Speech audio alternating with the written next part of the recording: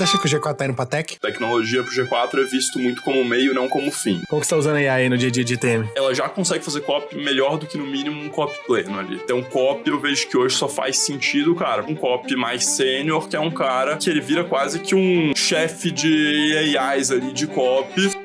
A RR Club construindo o futuro do SaaS aqui no Brasil. Gabriel Rodrigues aqui da PEN e, na minha opinião, a segunda venda é mais importante que a primeira, principalmente quando você faz ela intencionalmente. Douglas Figueiredo aqui da PEN e, na minha opinião, todo marqueteiro deveria aprender a ler um DRE e não só ter ideias criativas. Bruno Colares, aqui do G4, e eu vejo que o fundador de SaaS, que além de construir produto, ele souber vender, ele ganha o jogo. Quanto tempo você tá no G4?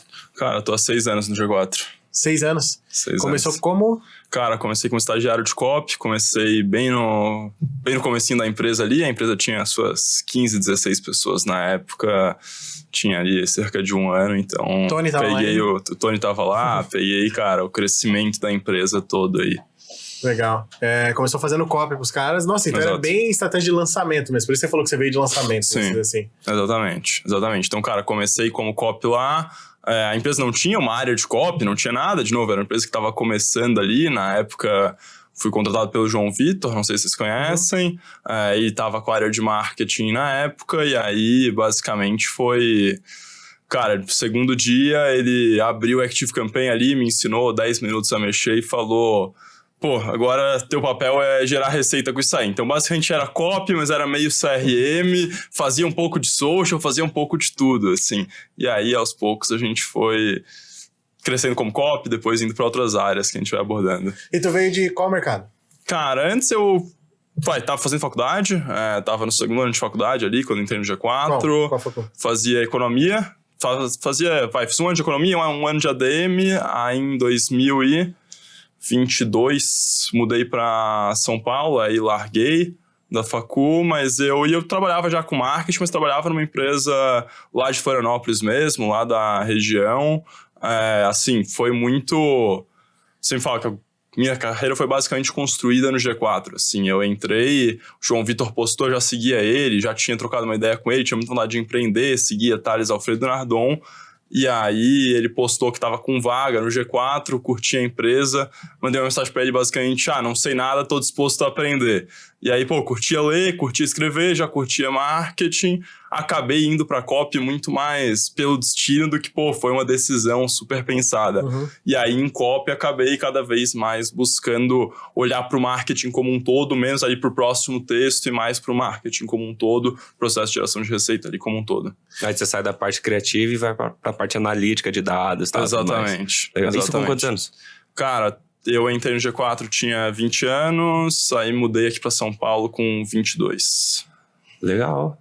Como que contrata, você conhece os caras desde o início lá, como que contrata alguém nessa cultura aqui, no segundo dia, no segundo ou primeiro dia que o cara te apresentou o Active Campaign lá? Cara, sei lá, foi a primeira coisa, assim, foi meio que Então, tipo foi o onboarding, assim, não tinha onboarding, não tinha nada. O onboarding foi, pega isso aqui e se vira. Onboarding de merda, exato. Como que contrata alguém com onboarding de merda desse e consegue fazer com que essa pessoa evolua e vire um head de GTM, obviamente.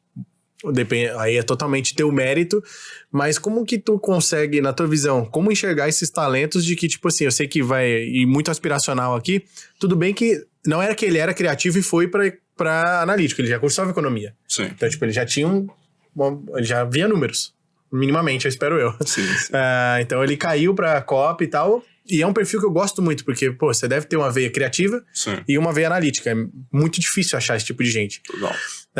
O que tu acha que eles enxergaram em você? Por que ele traz essa galera? O que você tenta trazer também pro teu time hoje, enfim? Cara, que nem eu falei, acho que quando eu entrei não teve muito o que enxergaram. Assim, cara, a empresa começando é difícil, assim, é meio, cara, viu que, moleque dedicado, quer crescer, acho que não teve um...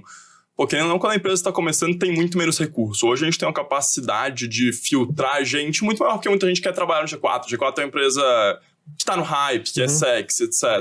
Cara, quando a empresa tá começando, eu acho que é muito mais. E assim, principalmente para vagas mais de entrada. Tipo, entrou um estagiário do meu time agora. Cara, antes de qualquer coisa, eu acho que é muito o cara querer, de fato, assim. Eu acho que... E isso estava muito claro, assim. Eu demonstrei desde o primeiro momento lá, cara... Sim, a minha primeira mensagem foi, cara... Não sei nada, tô disposto a aprender e fazer o que for preciso pra aprender aqui. Eu acho que foi isso que chamou a atenção, assim, nesse primeiro momento, que eu acho que quando tá cara mais júnior começando a carreira, é isso, assim. Da real é que tu não vai ser bom de verdade em nada. Tu se torna bom com o tempo ali, com a prática. Hoje eu já acho que é muito mais, cara, quando é vagas mais júnior isso continua, mas olhando pra cultura, eu acho que cara... O G4 tem uma cultura muito forte, acho que todo mundo sabe, assim, a gente mostra muito essa cultura pra fora, então isso já facilita o fato da gente mostrar essa cultura.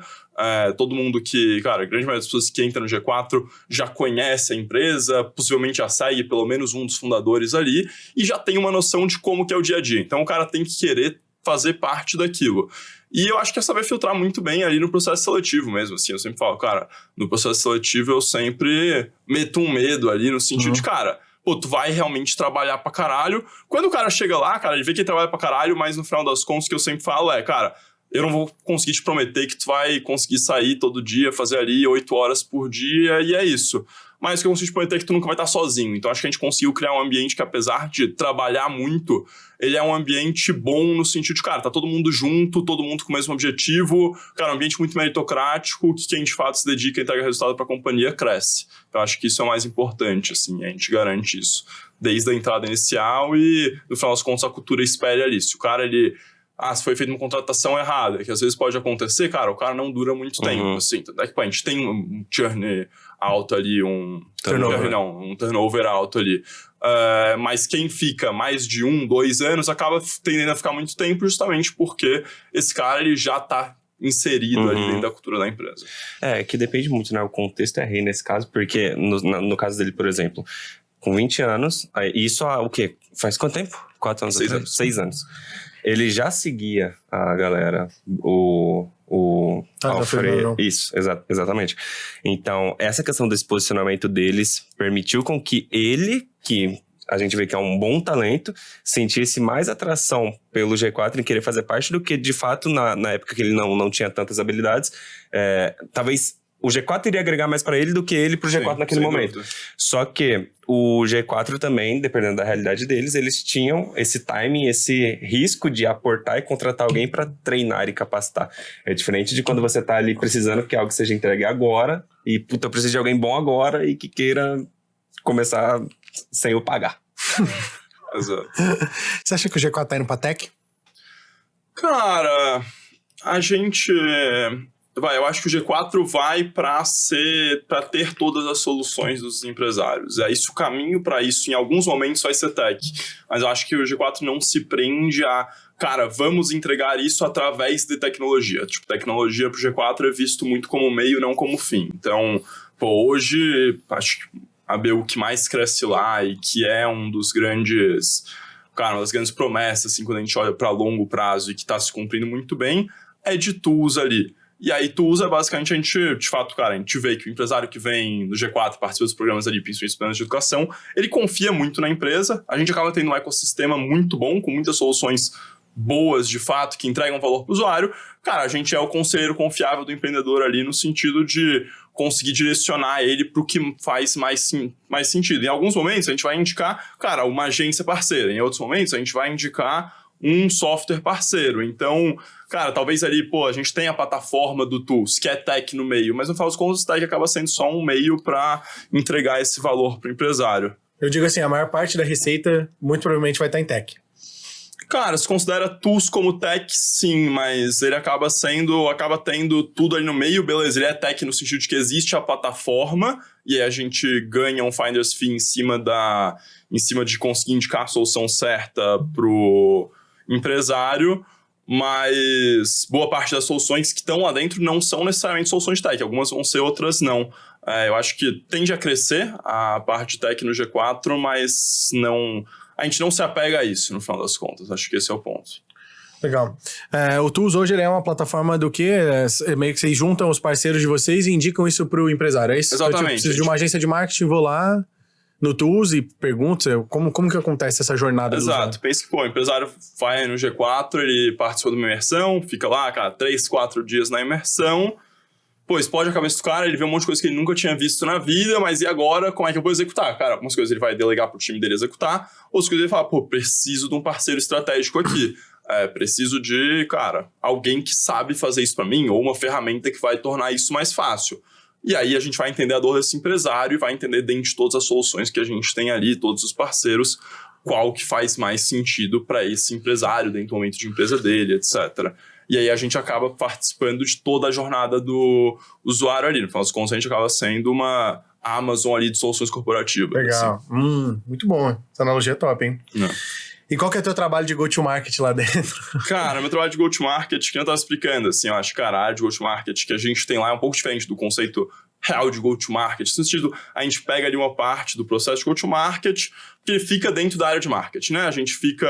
A área de marketing é quebrada em duas grandes verticais. Então, uma vertical é go-to-market. Então, qual que é a ideia aqui de go-to-market? É sempre pensar, cara, sempre que a gente vai ter um novo produto, uma nova solução para o mercado, como que a gente garante que a gente extraia o máximo de receita e atinja os clientes certos com essa solução. Então, a gente vai olhar desde a criação ali da oferta, ali, o produto em si, olhando para o funil de marketing, faz isso até, cara, como que a gente vai garantir que a gente tenha a maior conversão possível nesse processo inicial. Então, é quase que dar uma tração inicial ali pro produto.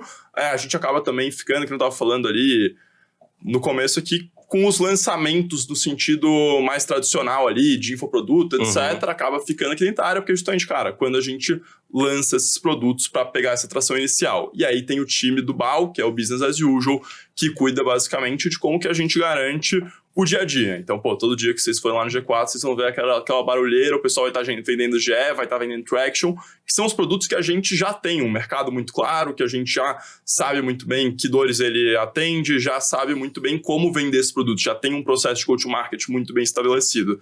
E aí a área do BAU cuida muito mais de, cara, garantir que esse dia a dia funcione, garantir que isso não caia ali. Tá, então essa questão de definição de preço é com vocês também? Ou oferta, ou produto? Ou isso já vem de algo criado e vocês têm que pensar em alguma estratégia para Cara, vem diretamente da gente, claro, acaba passando por outras áreas também, mas vem diretamente da gente, assim, quando a gente olha para os produtos que para os novos produtos lançados, para as novas ofertas que a gente vai fazer, a gente acaba olhando para a oferta como um todo. Aí a gente oferta desde os entregáveis até preço. Entendi. Mas aí vocês têm autoridade para, isso daqui tá muito caro, tá muito barato. Cara, é muito um processo feito em consenso, entre a área de produto diretamente a nossa área, assim, Entendi. Cara, como que a gente entende ali dentro do que a gente quer fazer e dentro dos nossos objetivos naquele momento. Legal. E qual que é a rotina de uma área de go-to-market ao longo dos meses, ao longo do dia a dia? É falar com o cliente, é entender, é você estar no mercado? Pô, a ideia do produto inicial vem de vocês? Não? Como que funciona? Cara, em alguns casos vem, em outros casos não. Outros casos, boa parte dos casos, cara, é coisa que a gente já quer lançar. E é muito entender, assim, boa parte, de novo, é sempre um papo junto ali. A gente é muito próximo da área de produto, justamente entender, cara, quais as dores que a gente vê que o nosso empresário tem. Então, isso a gente consegue extrair muito tanto da gente, conversando com os alunos. Então, a gente sempre busca, é uma coisa que eu sempre incentivo muito meu time, independente da função, assim, cara. Às vezes eu falo pro designer do time, pro copy do time, pro gestor de tráfego do time, pra, cara, falar com o aluno, tipo, cara, marcar umas 5 entrevistas com o aluno pro cara ter uma ideia do que esse cara faz, do que o cara que vai no G4, quem é esse cara, de fato, ele entender muito bem. Então, é um papel, e além disso, assim, a grande maioria das ideias de produto vem de novo, a gente traz a educação ali, educação é de longe a principal porta de entrada, foi durante muito tempo a principal receita da empresa. Hoje, cada vez mais a gente tende a ir para outros caminhos, mas continua sendo uma porta de entrada muito relevante ali. E aí a gente, dentro disso, é onde o cara ele se abre muito, né? Pô, numa mentoria, o cara ele fala diretamente quais são as dores dele, o que ele vive, etc. E ali a gente tem muito claro, cara, o que esse cara ele precisa a mais que hoje a gente não entrega?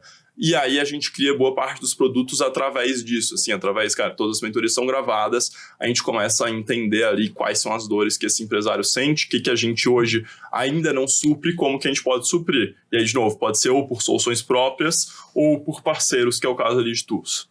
Legal. Hoje você se enxerga mais como um especialista ainda assim em GTM, em lançamento e tudo mais, ou você foi virando cada vez mais líder? Então hoje na sua rotina é mais cuidando de pessoas ou de fato da qualidade ali do lançamento? Cara, tipo, hoje eu tô numa posição de liderança, eu acredito muito na ideia de que, cara, todo líder ele deve saber operar em alto nível ali o que a área que ele se propõe. Então, pô, acho que já vi não sei se foi o Pedro ou o Henrique da Brex falando isso, que eles têm ali, se não me engano, é um dos valores da empresa, que é basicamente operate at all levels. Então, basicamente, a ideia de que independente de, cara, qual o teu nível, em alguns momentos tu vai precisar operar, tu vai estar precisando colocar a mão na massa, tu precisa saber fazer aquele trabalho de fato, até porque senão acho que é impossível tu saber cobrar muito bem aquilo. Então, cara, eu me vejo como, cara, óbvio, numa posição de liderança, numa posição ali talvez um pouco mais estratégica, no sentido de, cara, pensar no funil como um todo, mas que muitas vezes, cara, vou descer, vou estar junto com o time colocando a mão na massa, e sempre que precisar, eu acho que isso é essencial, assim, pra gente conseguir ter sucesso ali. Mas nesse caso, o seu papel é tentar capacitar essas pessoas, ou a galera que tá chegando, ela já tem que saber o que tem que fazer e, tipo, sua função é essa, igual fizeram com você no início? Não, acho que, cara, hoje a gente tem mais recursos para contratar pessoas com nível de senioridade maior, então, meu time tende a ser um time de pessoas que já são mais sênior, então isso facilita muito ali, a grande parte das pessoas já sabe operar, mas o G4 ele é uma empresa que, cara, ele tem suas características próprias ali e contexto é muito importante. Então, acho que, cara, qualquer pessoa ali vai ter pelo menos 3 meses de rampagem que, cara, por melhor que ela seja, eu não acho que ela vai conseguir entregar o melhor trabalho do mundo, porque ele precisa ter contexto. Claro, justamente por vir de fora, às vezes ele traz ideias novas, então, cara, pode trazer insights muito relevantes, mas também, por outro lado ali, cara, ele precisa entender como a empresa opera de fato, como a gente opera a receita de ponta a ponta, e aí esse contexto só vem com o tempo mesmo, e aí, muito meu papel, e aí também, obviamente, dos outros líderes do time, tá garantindo que as pessoas se desenvolvam para conseguir, de fato, entregar em alto nível. Legal.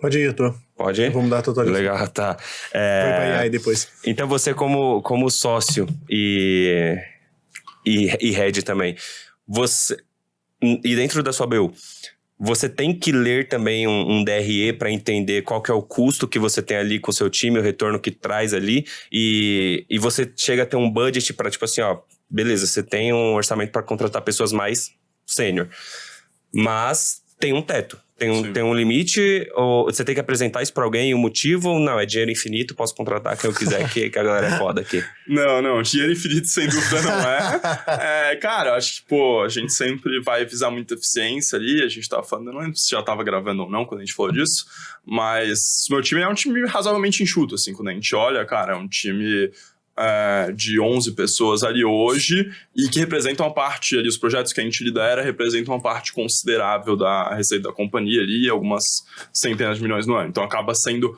um time pequeno consegue entregar um grande resultado. Então por isso que a gente precisa de pessoas mais sênior, assim, o cara, ele precisa, a gente tava falando aqui antes do G4 Valley, é um dos projetos que foi com a gente, porque a gente sempre busca lançar um novo produto lá e a gente pensa nessa criação como um todo do produto. Cara, são projetos que têm risco alto e que têm um potencial de receita muito alto ali também. Então a gente, cara, nem de longe vai ser, a gente busca muita eficiência. Eu acredito muito em times mais enxutos, sendo sincero, assim. Eu acho que a gente consegue, cara, se a gente consegue diminuir ali a quantidade de vias de comunicação, a gente tem um grande ganho.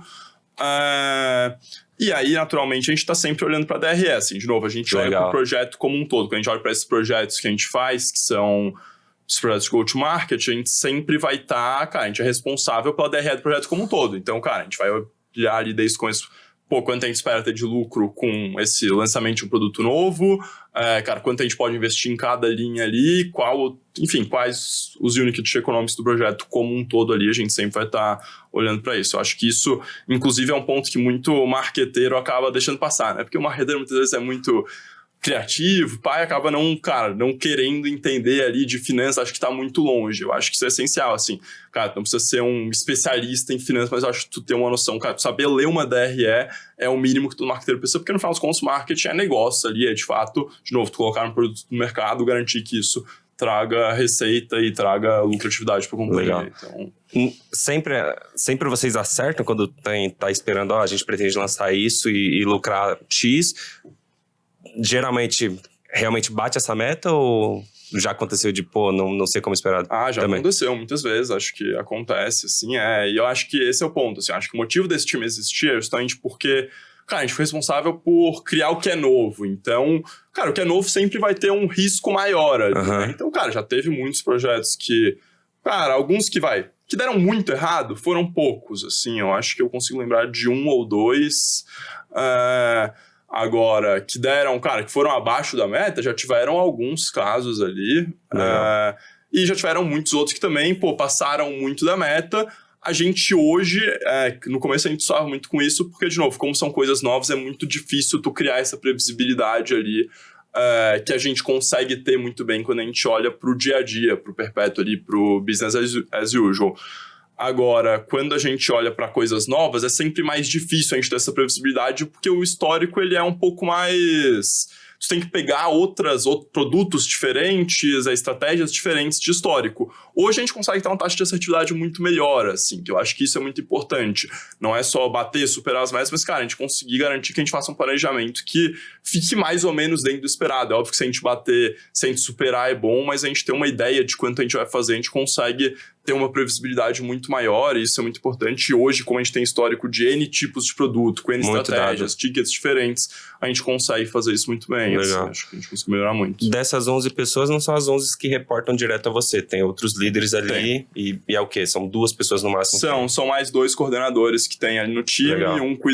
Um basicamente cuida de operações, um cuida do time de marketing diretamente. Legal. Então, a gente olha para esses 2 lados, time de operações, que nem a gente falou, cara, tem que ser uma DRE, tem que olhar para coisas que não são diretamente geração de demanda, o time de operações vai estar garantindo que o processo funcione de ponta a ponta, que a gente não morra ali no meio do caminho, porque a gente gerou demanda, mas não conseguiu garantir que o processo como um todo funcione ali. Legal. Top. Pode seguir a sua. Vamos mudar total de assunto. Como que você está usando a AI no dia a dia de TM? Boa, cara, acho que a gente conseguiu... Acho que esse ano mudou muito, assim, até ano passado... Todo mês. Exato, mas até ano passado, acho que era muito aquele... usa AI no dia a dia, copy já usava muito, acho que era a área que usava mais, mas era muito aquele negócio, tipo, dá um contexto ali, ajuda a criar copy, etc. Já usava bastante, acho que mais ali do que talvez boa parte das empresas, mas assim, não era... um negócio, cara, eu vi assim, completamente, que a gente já estava conseguindo ficar... Era óbvio que seria em algum momento, mas que já era muito diferente no trabalho. Hoje eu acho que é assim, hoje eu acho que tá muito inserido no processo, acho que boa parte dos processos manuais a gente já tá fazendo com AI ou tá no caminho de conseguir fazer ele muito bem com AI. Então, cara, desde... Por exemplo, disparo de CRM é algo que a gente tem um time específico de CRM que já está garantindo, cara, esses disparos que a gente faz algumas dezenas de disparos por dia ali para diferentes bases, toma tempo ali de pelo menos 2 pessoas. Cara, esse disparo, hoje, boa parte disso já é automatizado. Subir campanha em meta também é algo... Subir e otimizar a campanha é algo que a gente já está usando muito AI. Cara, o gestor de tráfego ali, ele ainda tem muito um papel, mas ele sobe para um papel muito mais estratégico no final das contas, né? Exatamente, do que antes, que era literalmente ficar apertando o botão. O cara vai otimizar a taxa de funil, basicamente. Exato. Cara, copy, hoje eu vejo que, a AI, estudar o contexto certo para a AI, ela já consegue fazer copy melhor do que, no mínimo, um copy pleno ali. Então, copy, eu vejo que hoje só faz sentido, cara, pra gente, um copy mais sênior, que é um cara que ele vai conseguir, que ele vira quase que um chefe de AIs ali de copy, e ele vai ter o papel de, cara, trazer ideias, e aí discutir ideias junto com a AI. Eu acho que é muito trazer o julgamento ali dele, conseguir alimentar ela com as informações certas e revisar no final das contas, garantir que está dentro do nosso tom de voz. Mas assim, um copy hoje consegue fazer o trabalho que antes a gente precisaria de muito mais gente para fazer. Então, acho que está bem inserido ali no processo como um todo, assim, AI. Acho que a gente está conseguindo ter um resultado legal. A gente criou agora o G4OS lá, que o João Vitor criou dentro da empresa, que é basicamente o nosso sistema operacional de AI ali dentro. Como funciona o G4OS hoje? Eu vi uma cara, ele é muito parecido... Eu acho que a melhor comparação com ele, assim, que existe no mercado é o Perplexity Computer. Não sei se vocês já usaram. E ele, basicamente, a gente integra tudo que tem da empresa. Então, ele tem muito... Acho que o grande diferencial dele cara, ele tem muito contexto da empresa lá dentro. Então, a gente alimentou ele naturalmente com esse contexto. Ele é conectado com todas as ferramentas que a empresa já usa. Então, ele já é conectado com o nosso banco de dados, etc. Com Slack, com HubSpot, com, enfim, tudo que a gente usa.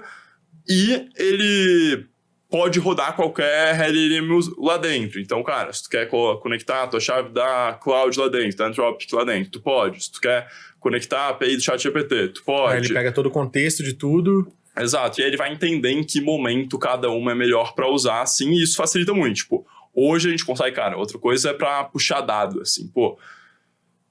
Antes, para puxar dados ali, a gente demorava alguns dados mais complexos, fazer algumas análises mais complexas, precisava do analista de operações ali, ficando, cara, um cara de dados, ficando focado ali, talvez algumas boas horas, um dia inteiro para fazer uma análise complexa.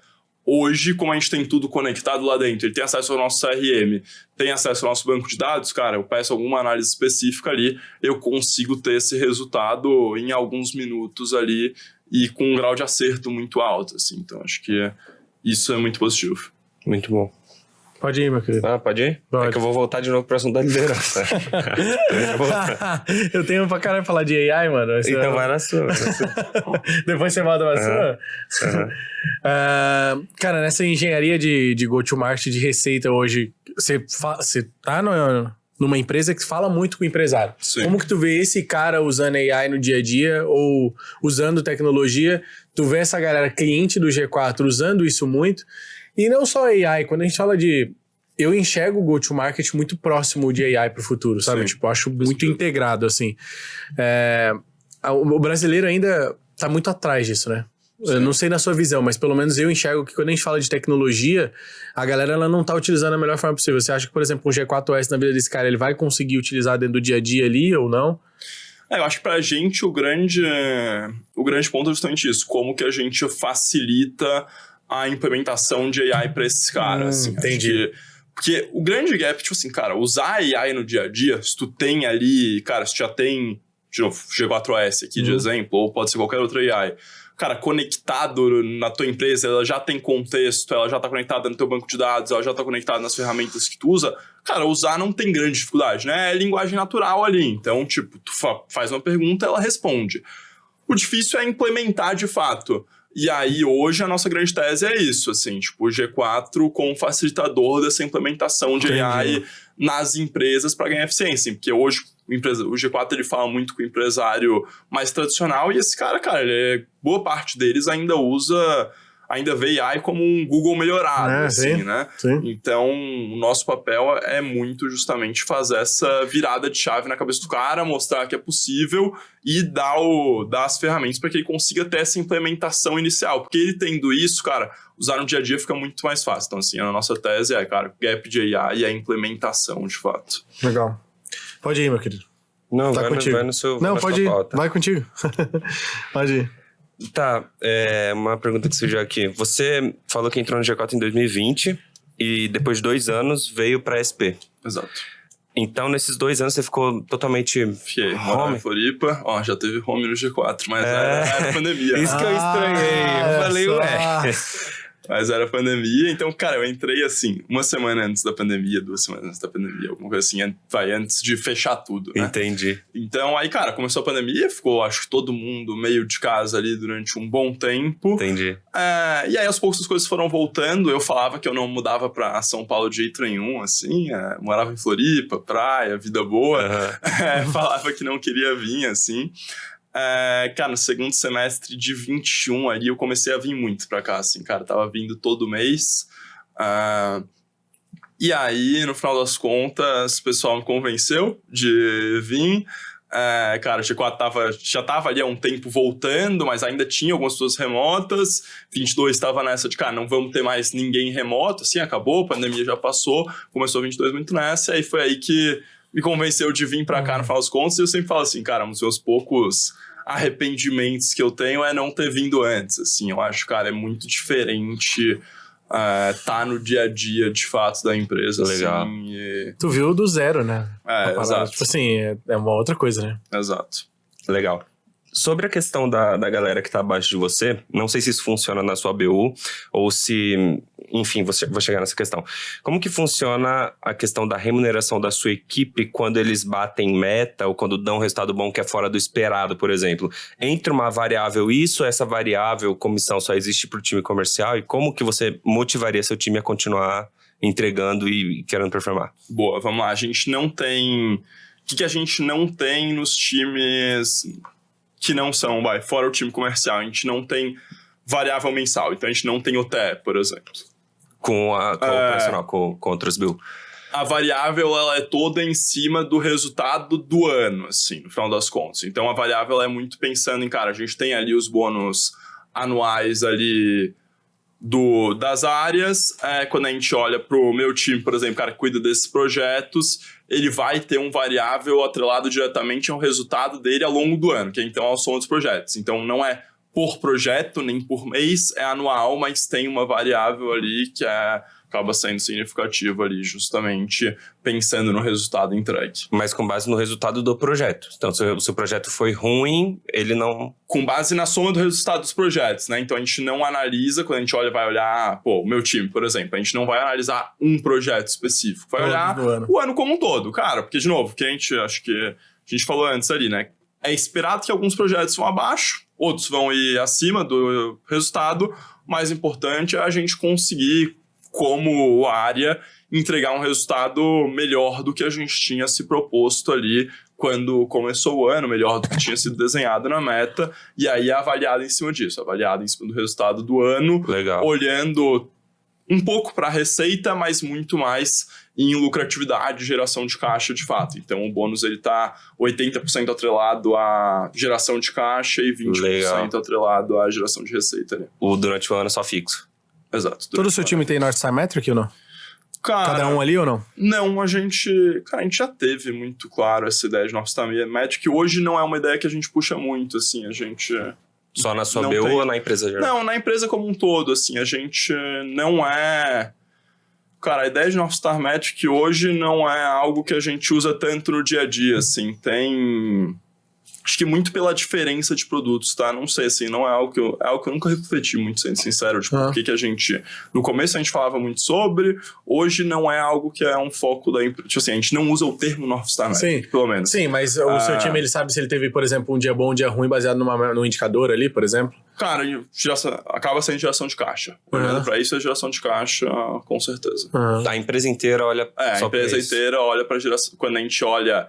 a nível empresa, é geração de caixa, a métrica que guia tudo, é a métrica principal, responsável por bônus da empresa inteira, né? Então, e aí por área, cada área tem um painel individual. Então, naturalmente, a área de produto vai ter algo relacionado à retenção.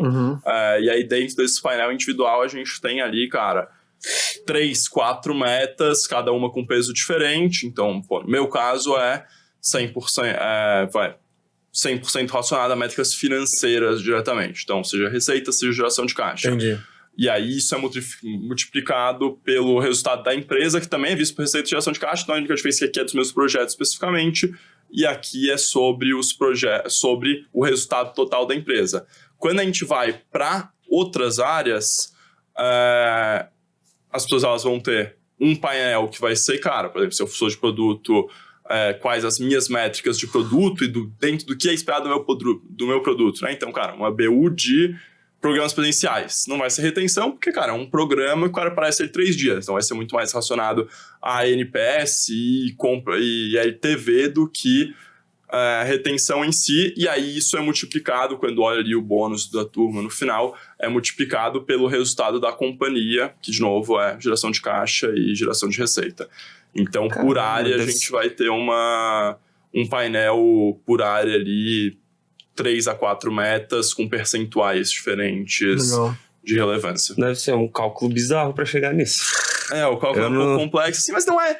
Quando tu para pra pensar, não é tanto, assim, porque eu falo, ele é complexo quando tu pensa na empresa inteira, mas quando tu pensa no indivíduo ali, tipo, cara, eu sou alguém que é líder de alguma área específica, tu tem 3 a 4 metas, a empresa tem seus 2 principais indicadores, cara, o teu resultado do ano, o teu bônus é um múltiplo do teu resultado, então, cara, das métricas que tu é diretamente responsável pelo resultado da empresa. Sim. Então, pro indivíduo fica razoavelmente simples, mas para calcular de todo mundo é complexo, assim, cara, é um modelo novo que veio ali, cara, a gente trouxe pela primeira vez ano passado, e esse ano trouxe ali algumas otimizações, mas funciona super bem, assim. Eu sinto que acaba ajudando a ter mais previsibilidade para realmente conseguir gerar caixa e saber o quanto de margem vai ter, né? Sim, com certeza. No final do ano, não tem... Você não bota variável ali. E tá todo mundo no risco também. Então, se a empresa não fechar a meta de caixa... A galera E sabe é legal que porque, tipo, a galera vê ruim. a meta, tipo, porque geralmente, por uma meta de receita alta, 700 milhões, uma meta de caixa alta, você fala, pô, isso não é controlável. O que é controlável?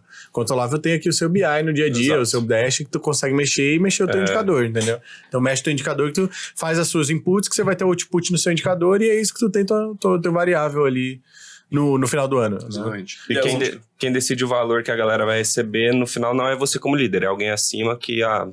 Ou você que dá uma média ali de... Não, vai ser... Cara, de novo, é esse múltiplo. Então, é um múltiplo do seu painel, do painel individual da pessoa, cara, quanto atingiu, multiplicado pelo percentual de atingimento da companhia. Entendi. Então, não é algo, cara, discricionário. Claro, podem ter alguns casos que, pô, a gente entendeu que esse cara ele tinha uma meta ali no começo do ano X... cara, isso perdeu o valor da companhia no meio do ano, ele mudou ali o foco dele. E aí vai ter um discricionário, mas o objetivo é justamente tirar esse discricionário, essa opinião de, cara, quem performa melhor e ter, de fato, um painel individual que deixa claro, essa área aqui tá performando muito bem, essa pessoa tá performando muito bem dentro do que a companhia espera dela ali. Então a gente traz isso a nível individual ali. Legal. Qual que é a sua visão para a diferença de GTM para receita? Cara, Área de receita e área de GTM. Acho que como conceito de GTM, eu acho que os dois estão diretamente ligados. Acho que, de novo, GTM não é nada mais de, cara, como tu leva um produto ao mercado e garante que ele gere receita, ou que seja que for a métrica ali que tá buscando. Como área hoje no G4, a gente vê a área de GTM muito como esse processo inicial. Então, o processo inicial de levar ao mercado, a gente não pensa tanto... Claro, a gente pensa em como vai garantir que esse produto ele continue, mas a gente não opera a receita do dia a dia. Entendi. A gente não opera para retenção. garantir. Exato. Mas aí é muito mais, cara, uma particularidade do negócio e de como foi a criação tu da reporta área. pro CRO? Pro CMO. E o CMO fica abaixo do CRO? A gente não tem CRO hoje. Ah, não tem CRO? A gente não tem CRO hoje. Cara, chegou a ter ali durante um tempo. Eu achei que vocês tinham. Não, hoje a gente não tem CRO, mas, cara... Funciona, a gente tem uma sinergia muito boa entre marketing e vendas que facilita muito, assim, não ter CRO. A gente chegou até ali durante um tempo, mais por uma questão, acho que aqui é mais uma questão de como a empresa está estruturada hoje do que, cara, certo e errado. A gente acabou hoje optando por esse caminho de ter um CMO, ter 2 diretores comerciais, um focado em aquisição ali e um focado em expansão. E aí... esse trio olha para a receita como um todo. Tá, então quem olha para a receita hoje é um CMO, um diretor comercial que vende para novas contas e um diretor comercial que vende para contas na base e tu reporta total para um CMO. Exatamente. Legal. Legal a estrutura. Funciona bem? Funciona bem. Melhor do que um CRO na época? Cara, sim. Hoje tá funcionando muito bem, assim. Cara, não teve grandes mudanças e, de novo, eu acho que o grande ponto é alinhamento, assim. Eu acho que muitas empresas, existe um desalinhamento gigantesco entre marketing e vendas. E é por isso que a figura do CRO existe. A figura do CRO existe por conta do desalinhamento. Se a gente coloca métricas claras que garantem... E, cara, além disso, ter o alinhamento do dia a dia, ter os rituais que garantem esse alinhamento, a figura do CRO fica menos relevante ali, porque, cara, o CMO e os diretores comerciais conseguem... ter claro, cara, quem que tá abaixo, quem que tá acima. Então, a gente tem hoje, acho que o principal ponto é hoje a gente não vai olhar simplesmente para geração de MQLs, quantidade de MQLs, a gente sempre vai estar olhando para o potencial de receita gerado como métrica, como North Star Metric do marketing em si. O marketing hoje olha para OP lá, tipo sal? Olha para potencial de receita gerada. E aí, potencial de receita gerada é basicamente, cara, pensa que a gente tem 46 linhas de receita. Cada linha de receita é uma forma como a gente gera dinheiro para a empresa. Então, por exemplo, cara, form Facebook Ads é uma linha de receita. DM do Instagram do Thales é uma linha de receita. Story do Alfredo é outra linha de receita. Cara, as turmas, que a gente vende muito bem em turma, porque o cara vai lá, participa do programa, gosta e compra dos produtos, é outra linha de receita. Os meus projetos são outras linhas de receita. Todos os canais de receita, então, meio que canais, né? A gente traz linha de receita porque ele é uma quebra a mais do que o canal, né? Ele é basicamente, ele é o canal... canal... exato. O canal é o Instagram, acima. por exemplo, mas tem bio do Thales. Exato, exatamente. Então, para cada uma dessas métricas, a gente vai ter ali, qual que é... E a gente tem um histórico muito claro disso, de qual que é a geração de MQL que eu tenho de histórico disso, qual que é a conversão SAL-OP disso, qual que é a conversão de op on disso, qual que é o ticket médio. Então, pô, quando eu entrego um MQL, eu sei muito bem, cara... Quanto de receita que ele pode gerar. Quanto que ele pode gerar lá na ponta. Então, qual que é o potencial de receita que eu gero em cada MQL que eu mando pela ADM do Thales. Eu tenho muito claro isso. E aí, o time comercial tem o papel de garantir que esse potencial de receita gerado se transforme em receita de fato. Então, fica responsável pelas métricas de conversão. Então, basicamente, o marketing é cobrado pelo potencial de receita, e o time comercial por garantir que esse potencial de receita vire receita de fato. Caralho, que foda. Isso é muito bom, porque imagina uma planilha com 46 linhas de receita aí, tu tem mais ou menos, pô, aqui se eu gerar XMQL, eu vou ter mais porcentagem, porque vai ter canal que a taxa de conversão é mais baixa, ou a taxa de conversão é mais alta. Pelo menos no nosso caso, a discrepância é grande, assim. Sim. Antes o que acontecia bati a meta de MQL, mas bati a meta de MQL errado. O MQL mal. Merda. Exato. Então, hoje a gente garante... A gente faz isso, acontece isso também lá com a gente. Eu falo isso pro João, João, tem um MQL aqui que não é... Mano, tipo assim... mas é um MQL. Mas não é um MQL. Ele é um MQL, ele só vale menos. Exato. Mas ele ainda vale de alguma coisa, não é que ele não vale de nada. Sim. Tipo, o cara que vende anúncio pra público frio... É óbvio que a conversão dele vai ser menor do que o cara que vem... Cara, que chamou o Thales na DM e falou que quer comprar. Tá ligado? O cara já tem um nível de consciência muito mais alto. Quer dizer que esse cara é ruim? Não. Mas quer dizer que esse cara, ele vale mais pra empresa. O cara que chamou o Thales na DM vale mais na empresa do que o cara... E o marketing tem que gerar mais esse cara do que o de mídia paga. Exato. Ou a gente pode gerar mais... No final das contas, dá cara... na mesma. Ou eu gero menos aqui, exato, mais tem aqui. que gerar o mesmo potencial de receita. Sim. Por onde eu quero gerar, qual linha que eu quero, tanto sendo faz. Receita. Exato, cara. Se eu sei que um vale R$500 e o outro vale R$250, cara, cada 2 desse aqui que eu gerar valem um do outro. Caralho, muito foda isso. Isso é bem legal, muito assim, insight, cara. Nossa, muito bom, velho. Isso eu acho que é o principal fator pra gente hoje ter uma estrutura que funciona bem mesmo sem um CRO, assim. E além disso, rituais, cara. Toda semana, a gente tem 3 vezes por semana o comitê de receita, que é literalmente, cara, é uma reunião ali, 1 hora, dos líderes de marketing e vendas, onde a gente abre cada uma dessas linhas de receita e fala, cara, onde tem problema, onde tá bom, qual o plano, e a gente garante esse alinhamento ali 3 vezes por semana. Então, cara, cria uma proximidade muito grande entre as duas áreas e garante esse alinhamento, de fato. Mas como que é separado, de fato, o que veio por esforço do marketing ou que não foi baseado em alguma, sei lá, polêmica que o Thales se envolveu, aumentou o engajamento dele e aí começou a atrair um público que é comprador? Não necessariamente o marketing teve tanto envolvimento nisso. Sim. Cara, isso é muito difícil separar, assim. Aí eu acho que... Mas entra na conta do marketing. Entra na conta do marketing, não cria uma separação. E é isso tanto pro mal quanto pro bem. Entendi. Né? Então, não é do Thales, a gente pode ter A gente pode ter ali algo que, cara, seja um fator não controlável, que traga um resultado negativo ou um resultado positivo. Pandemia. E aí, cara, o nosso objetivo é entender, óbvio que se o cenário... todo mês a gente tem o BP, mas a gente cria um plano todo mês no mês. Cara, sei lá, no passado, o Thales foi pra aquele 30 contra 1 lá, hypou pro caralho, ganhou seguidor pra caralho, o cara dava um engajamento altíssimo. O nosso plano naquele mês ficou maior do que o BP. Então, a gente fez um plano desenhado pra ficar maior do que o BP, justamente porque a gente entendeu, cara, aqui tem uma oportunidade. Mas sempre que a gente olhar pras metas individuais, quando a gente olhar no ano, a gente vai entender, cara, esses fatores meio que tanto vão acontecer tanto pra piorar quanto pra melhorar. Nosso papel é entregar o resultado ali do ano. Exato. Mas acaba sendo uma estratégia do marketing fazer o Thales participar desses eventos, desses canais, por exemplo? Não tudo, né? Não tudo, em alguns casos sim, em outros não. Claro, o marketing pensa nas estratégias, mas, os 3 são figuras ativas, eles gostam de olhar muito...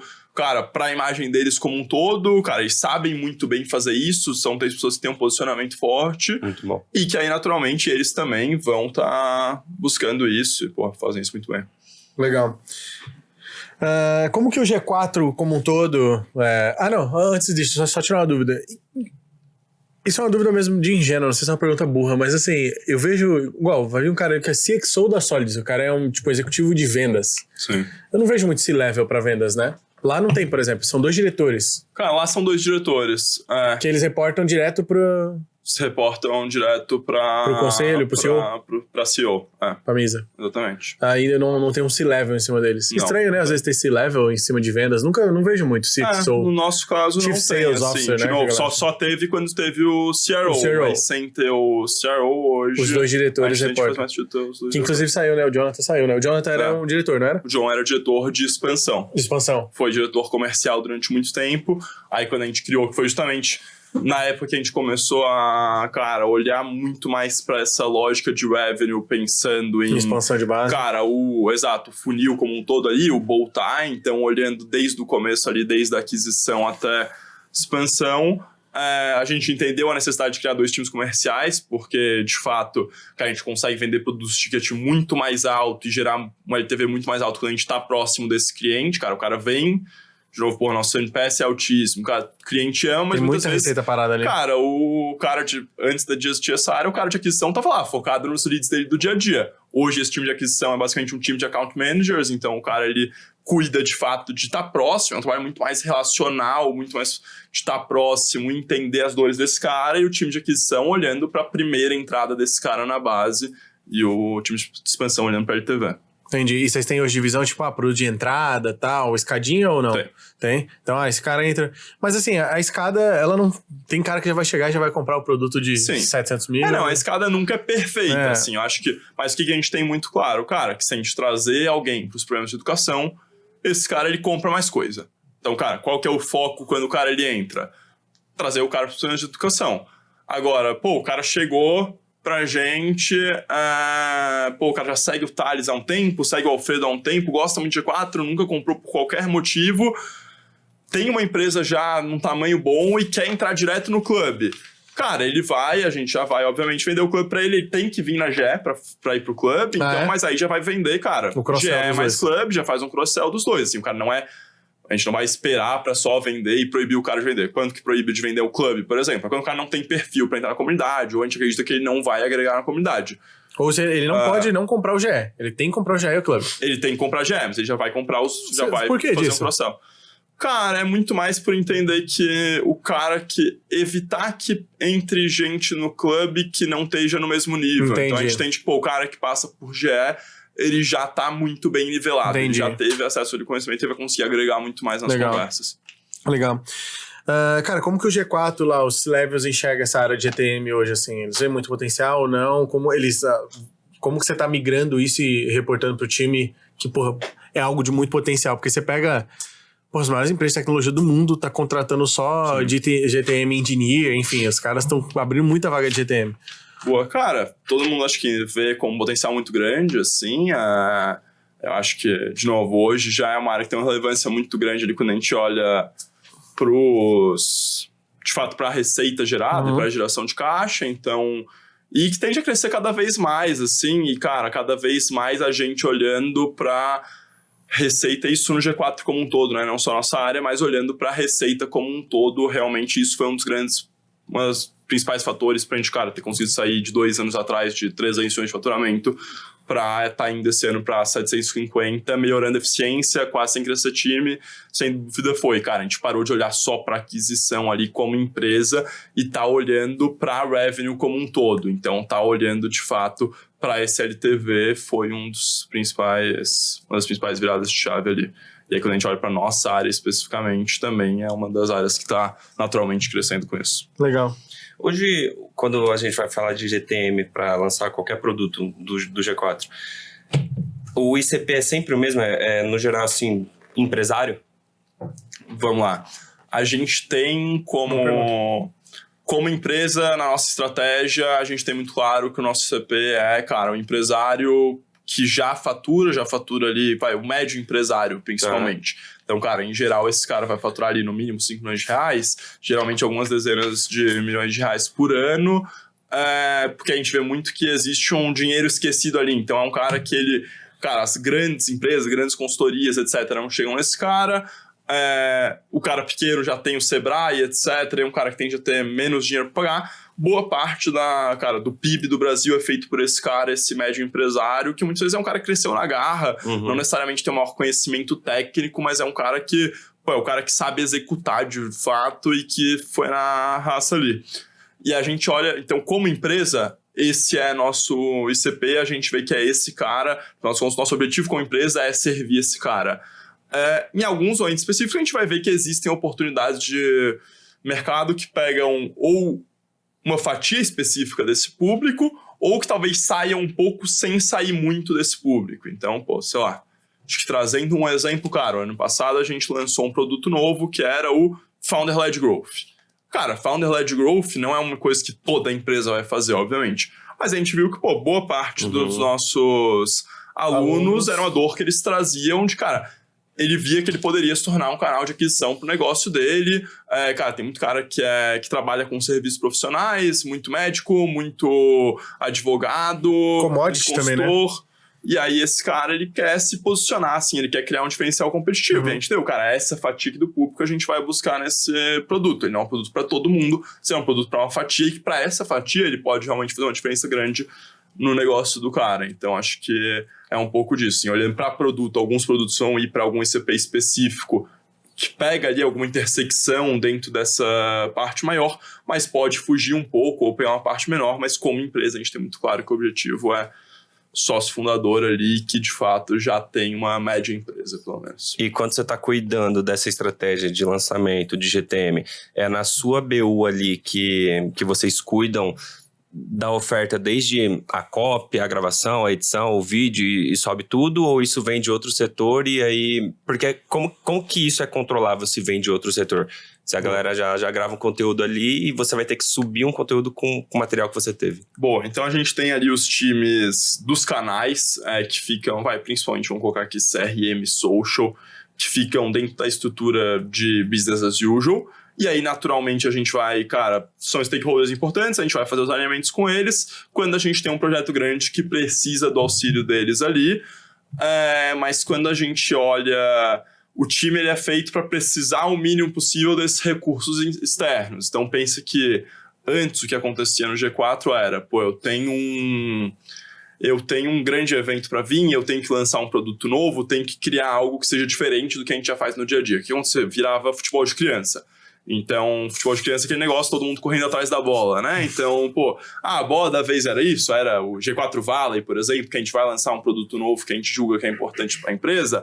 Cara, todo mundo olhava para isso, o dia a dia caía, e não pode cair, porque é ele que alimenta o LTV da empresa como um todo, é ele que garante que a empresa continue funcionando.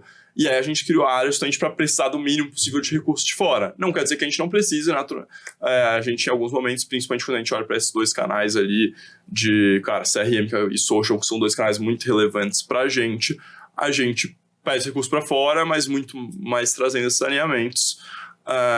Ads, por exemplo, a gente já tem internalizado, etc. Porque CRM Social acaba não fazendo sentido ter dentro de uma área específica, porque aí... É isso que eu ia perguntar, eles são meio soltos? O CRM Social é meio solto. Ele fica dentro da estrutura de business as usual. E aí que é todo mundo da empresa utiliza essas áreas, vamos dizer Exatamente. Então pense que, são áreas que, cara, eles estão em comunicação direta com o nosso cliente final. Cara, se cada área tivesse uma área de social, ia dar merda. Exato. Não ia fazer Mas sentido. Na sua BU tem esse cara do audiovisual, esse cara que vai produzir... Tem o cara de edição. Legal. Produção não, porque a gente não tem... não vai ter volume suficiente para ter um filmmaker, por exemplo, só dentro da minha área. Mas o cara de edição tem, porque a gente tem muito volume de edição de criativo, por exemplo. Mas para lançamento de produto, não para retenção ainda. Vocês estão focados totalmente em lançamento. Então, por exemplo, o Valley é um projeto que vocês têm que lançar criativo pra caralho do Valley. Exatamente. E isso é responsabilidade de vocês, por exemplo. Exatamente. Os criativos que rodam no Valley foi vocês que provavelmente editaram. Exatamente. Mas nessa BU tem alguém, então, que cuida da estratégia e mira para onde vai. Tem alguém que vai cascateando e, faz a copy, faz a oferta, tem a ideia ali. E depois a pessoa que edita e empacota tudo para subir na meta.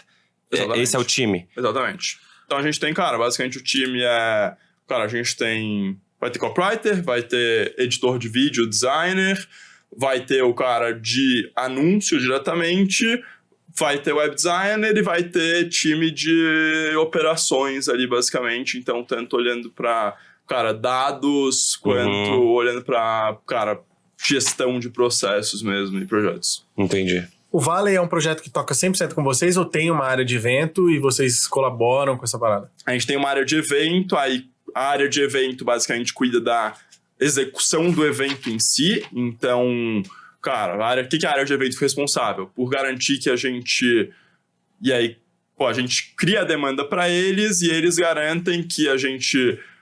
quem vai contratar a cadeira, vai garantir que o palco esteja, vai contratar a cenografia, vai garantir que o palco esteja lá. Porque todo mundo chega lá no evento, acha que as coisas acontecem sozinho, cara. Dá um trabalho do caralho pra, montar tudo que tem que montar lá. Então, esse time de eventos é responsável, de fato, por operacionalizar o evento, pela experiência do evento, e a gente é responsável por operar receita no evento. Então, cara, garantir que o evento gere receita, garantir que a gente consiga lotar com o público certo, garantir que a gente faça toda a narrativa para conseguir vender lá, garantir que a gente tenha... Tudo isso é responsabilidade de vocês. Exatamente. Caralho. Foda, hein, mano? Então toda a receita que o evento traz e que também... Que o evento... Que é vendido lá dentro do evento, também dos ingressos do evento, é responsabilidade de vocês. Exatamente. A gente é diretamente responsável pela receita. A experiência do evento não é contigo, mas o resto... A gente acaba olhando muito pra experiência porque tá... Sim, tá atrelado, né? Obviamente tem uma relação grande entre a experiência e a receita, né? Mas o planejamento ali de vendas e tal... Exato, mas quem vai operacionalizar o evento em si, então, garantir que seja construído um atlas gigante na frente lá na entrada. É o time de eventos, a gente tem um puta time de eventos que consegue entregar isso absurdamente bem, assim. Legal. Quanto tempo, em média, que é pra lançar algo no mercado? Porque pegando nesse produto que a gente oferece aqui pros nossos clientes, que, em 30 dias a gente analisa o gargalo ali e tal, pra de fato, o cara conseguir ir ao mercado e destravar alguma alavanca dele ali. Você acha que com o time atual que você tem, se você atendesse várias outras empresas, não só o G4, seria possível fazer essa entrega de GTM, de lançamento, go-to-market? Cara, não. O que a gente tá fazendo a gente tá pegando muito na tese de tools, pegando alguns mentores e fazendo, os produtos deles, mas aí muito focado em, como que a gente garante que o produto dele faça sentido pra nossa base. Então, isso aí é foda, hein, mano? Isso é uma coisa que a gente tá puxando um pouco mais agora, que a gente acredita que é uma alavanca de receita legal. Então, muitas vezes, o cara que tá lá... Eu gosto do Marcelo Toledo. Exato. Então, o cara tá lá, ele tá na nossa base, alguns deles, naturalmente, já tem um marketing muito bom, mas às vezes é um cara, que eu acho que vocês devem ter muito. O Hélio Azevedo, por exemplo. O cara não é tão famoso no mundo assim como o outro cara. Então, como que a gente leva esse cara pra, mostra esse cara pra nossa base, faz o processo de go-to-market, de fato, desse cara, pra acabar ajudando a gerar receita. Isso é uma tese do caralho, né? Um percentual disso. Então, isso é algo que a gente tá olhando bastante agora. Fizemos o primeiro MVP disso há um mês atrás, trouxe um resultado bem positivo ali. Foi resposta sua também? Também ficou lá no nosso time. Legal. Que da hora, hein, cara? Muito bom isso aí, porque imagina, tem mentor, eu vejo vários mentores lá do G4 que eu falo, mano, nem conheço esse cara. E às vezes deve ter empresário que curte só o cara, fala, mano, teve uma aula lá do Hélio que eu curti muito, se eu quisesse o Hélio me dando uma mentoria, sei lá. Sim. Aí vocês criam um produto só envolvendo o mentor. E às vezes nem só mentoria, assim, que outras muitas vezes o cara tem um produto muito bom, no final, o nosso objetivo é, garantir que o nosso cliente, a gente não vai indicar qualquer coisa pra esse cara, a gente vai indicar a melhor solução pra esse cara, porque esse cara já confia na gente. Tem gente que tem um produto muito bom e que não tem um marketing bom, não sabe gerar receita, assim. Eu acho que vocês devem lidar com isso pra caramba aí, porque isso é muito comum em SaaS, por exemplo. O cara que tecnicamente é muito bom, montou um puta no produto, mas não faz a menor ideia de como vende isso. Como que a gente mostra isso pra nossa base pra pegar também, uma fração da base que tem aquela dor e conseguir gerar de receita nesse produto. Então, olhando pro LTV dele como um todo e olhando para as diferentes soluções que a gente pode agregar na vida do cliente. Legal. Muito foda, hein? Muito foda. Muito bom entender seu dia a dia. É isso. E já foi quase uma consultoria gratuita. Uma consultoria gratuita, Bruno. Bruno, como é que a galera te encontra nas redes sociais? Boa, cara, acho que... Eu comecei um canal no YouTube há um tempo, pouco tempo atrás, então, acho que vai dar uma olhada aí, é Bruno Colares, nome do canal. Qual que é os conteúdos lá pra tô trazendo bastante conteúdo de geração de receita, muita coisa de copy eu trago também. Legal. Coisa de marketing como um todo, então, a ideia ali é trazer, sempre falo que é trazer estratégias não óbvias de geração de receita. Então, falar um pouco, sair um pouco desse... E eu acho que é um trabalho que vocês estão fazendo muito bem aqui, de sair um pouco desse mar de, mais do mesmo, quando se fala de marketing, vendas, etc., trazer um pouco ali uma visão diferente, trazer um pouco ali do que foge do óbvio. E, cara, meu Instagram também é BD Colares, B de bola, D de dado, Colares com 2 L's. Não posto muito lá, mas quem quiser chamar, trocar uma ideia, a gente... Qual foi o intuito de criar o canal no YouTube? Pra quê exatamente? Cara, acho que muito posicionamento. Assim. Eu acho que é muito pra, trazer um pouco do cara começar a me posicionar mais, sair um pouco ali só dos bastidores, a gente tava tocando muita coisa, tocando muitos projetos, mas trazer um pouco disso. Legal. E ajuda, né? Mesmo sendo interno. Você pega, por exemplo, o Joe lá de vendas, ele se posicionava mesmo indiretamente, mas acabava ficando posicionado. Acaba ajudando muito a empresa também. Mas você sempre teve esse apetite por, tipo, se posicionar ou não era algo que você curtia tanto? Cara, não é algo... Até hoje não é algo que eu curto muito, sendo sincero, assim. É algo que a gente faz porque, cara, acho que é importante, assim, né? Quando a gente olha médio e longo prazo, acho que é algo que tem um potencial... grande, a gente sabe que, conteúdo de longe é uma das principais ferramentas que qualquer empresa tem hoje. Qualquer não, a grande maioria tem hoje. Então, as contas é mais por achar que é importante do que por gostar. Legal. Mas acho que os conteúdos lá estão ficando legais, assim. Mas é importante. É isso aí. Eu já vou legal, galera. escrever.